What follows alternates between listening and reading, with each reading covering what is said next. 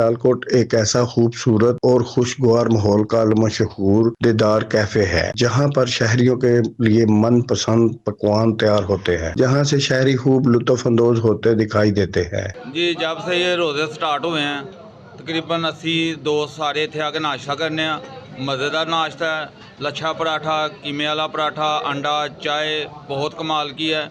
ये दीदार कैफ़े है और मज़ा भी दीदारों वाला है। का बहुत अच्छा चाय का टेस्ट है।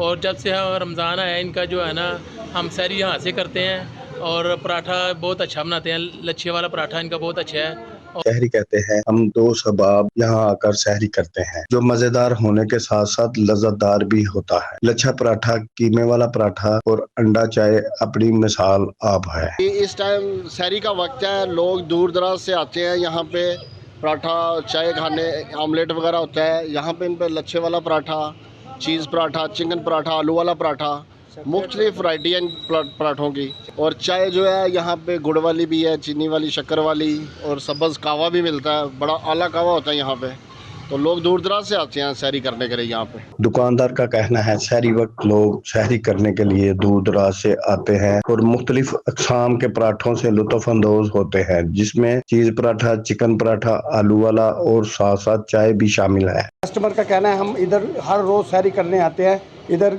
घर जैसा टेस्ट है और बहुत अच्छे पराठे हैं इनके, चाय भी अच्छी है।